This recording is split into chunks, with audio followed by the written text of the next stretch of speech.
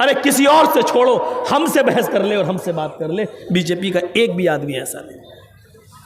इन्हीं चैनलों के जरिए चैलेंज दे दे के थक गया, नहीं दिया, बस वही दे रहा, मौलवी जर्जीस फला पैसा देता है, ममता पैसा देती, बस। अरे हम कह रहे हैं भाई वो दिखाओ जो हमको, नहीं नहीं। एक बार डिबेट में बुलाया भी था तो सवाल हमको दे गया, ये सवाल होंगे, इसका जवाब आपको ये देना है, नहीं लिख के लाया, मैं सवाल ये करूंगा जवाब ये देना। मैंने कहा ये क्या बात रही, हमने कहा ऐसा नहीं होगा, उसने पर्चा ही ले लिया, फिर जाओ। इसका मतलब समझ गए हो आप? टेलीविजनों पर डिबेट पर जितने भी मौलवी बैठ रहे हैं ये सब बिकाऊ है। जितने भी डिबेट कर रहे हैं इनको पहले से मालूम होता है कि सवाल ये होगा और हमको जवाब ये दिया जाएगा, तब उनको 5,000 से 10,000 रुपये उनके पॉकेट में डाल दिया जाता है एक डिबेट का। चलो, क्यों? आपने वही काम किया है जो मोदी जी चाह रहे थे। ये टीवी चैनल वालों, जिन मुसलमान मौलवियों को तुम अपने चैनलों पर डिबेट के लिए बुलाते हो, वो तुम्हारे पालतू एक सरमाया तो हो सकता है पली हुई, मुसलमानों के कायद नहीं है वो।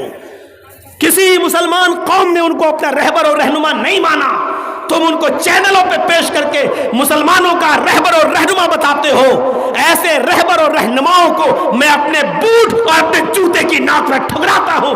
नहीं है ये मुसलमानों के कायद, नहीं है ये मुसलमानों के रहबर, नहीं मानता हूं मैं इनको मुसलमानों का रहबर और मुसलमानों का कायद।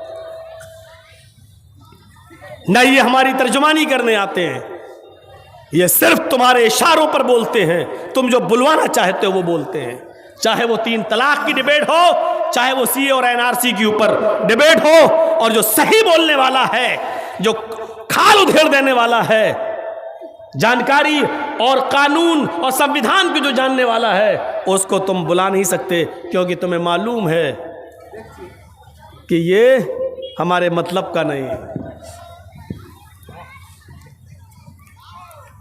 एक हार रुमाल में बंद करके दे दिया जाओ, और क्या कहा?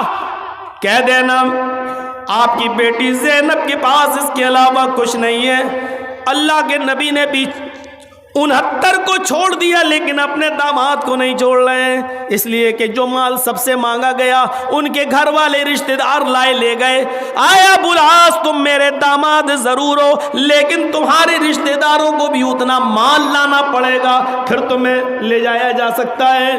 थोड़े कुछ दिन, 1-2 दिन के बाद जब अबुल आस का देवर, अबुल आस का छोटा भाई, ज़ैनब का देवर, जब वो रुमाल लेके पहुंचा तो अल्लाह के नबी ने दूर से देखकर कहा, आए ज़ैनब के देवर, ओ मेरी बेटी के देवर, माल लाए हो जो बताया था?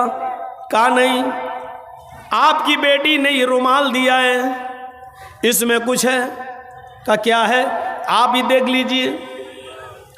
और आपकी बेटी ने ये फरमाया है कि मेरे पास इसके अलावा कोई चीज नहीं है, अगर इसके इवज में मेरे शौहर को छोड़ना चाहें तो छोड़ दें। अल्लाह के नबी ने इशारा किया, इधर लाओ। जब रुमाल खोला और वो हार जो कभी जनाबे मोहम्मद रसूलुल्लाह अपनी बीवी खदीजा के गले में देखा करते थे और आपको खुशी हुआ करती थी, वो हार खदीजा के गले में पहना हुआ कभी आप देखते थे? आपको 30 साल पुरानी खदीजा की याद आने लगी। उस हार को देखते ही आपके आंखों में आंसू आ गए। मुर्गे बसमल की तरह मोहम्मद रसूलुल्लाह तड़पने लगे खदीजा की याद में, और उस हार को वैसे ही रुमाल में बांध दिया। नहीं, ऐ ज़ैनब, जो हार तेरी माँ ने तुझे रुखसती के मौके पर दिया था, मैं खदीजा की निशानी माले फिदिये में कैसे ले लूं? मैं खदीजा की निशानी माले फिदिये में कैसे ले लूं? मैं नहीं ले सकता। हार वापस कर दिया और फौरन शूरा बुलाई। शूरा फौरन सहाबा किराम को बुलाया, फरमाया, साथियों क्या किया जाए? ये हार तो मैं ले नहीं सकता, और तुम्हारी इजाज़त के बिना मैं अबुल आस को छोड़ नहीं सकता। सब कुछ है, हाकिम हैं, जज हैं, सुप्रीम कोर्ट के सबसे बड़े जज हैं मोहम्मद रसूलुल्लाह। लेकिन इसके बावजूद क्या कह रहे हैं, तुम्हारा जब तक मशवरा नहीं होगा मैं छोड़ नहीं सकता। यहां तो वन मैन हीरो, मैं ही हीरो हूं। आम को इमली कह दूं तो वो इमली ही है, और भक्त भी इमली कह रहे हैं।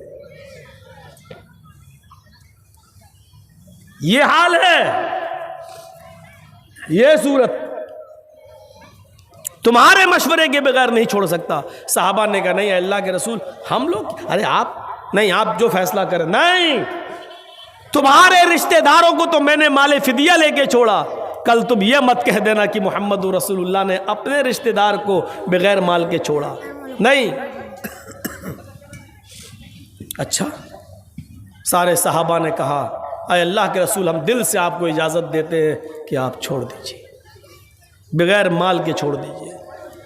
फिर आपने अबुल आस की हथकड़ियां छोड़ी, जैसी हथकड़ियां उनकी ढीली की छोड़ दी, हटा दी, हथकड़ियों से आजाद कर दिया और अपने करीब बिठाया।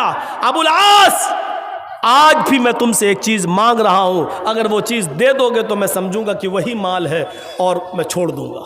है वही माल है?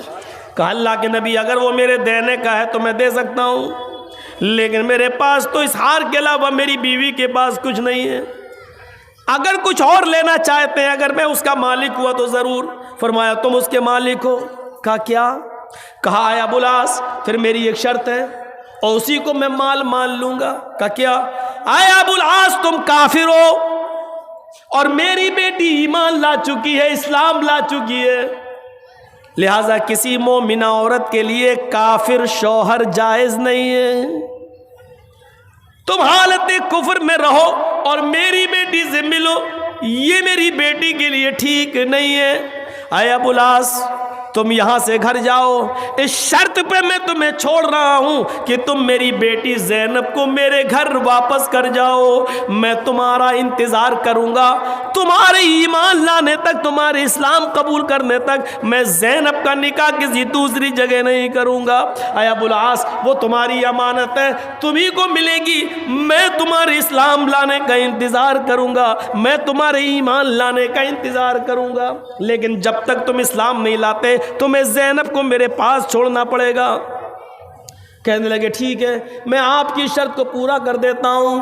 अबुल आस जाते हैं और ज़ैनब से कहते हैं कि मुझे इस शर्त पर तुम्हारे अब्बू ने छोड़ा है। ज़ैनब कहती हैं मेरे अब्बू ने जो बात कही है वो अल्लाह की तरफ से है, इसलिए कही है, मैं भी तुम्हारे लिए हलाल नहीं हूँ। हाँ, तुम मेरे शौहर हो और रहोगे, लेकिन आए अबुल आस, मेरे अब्बू की बात मानकर तुमने अच्छा किया है, मैं भी तुम्हारे इस्लाम लाने का इंतजार करूंगी, तुम्हारे ईमान लाने का इंतजार करूंगी।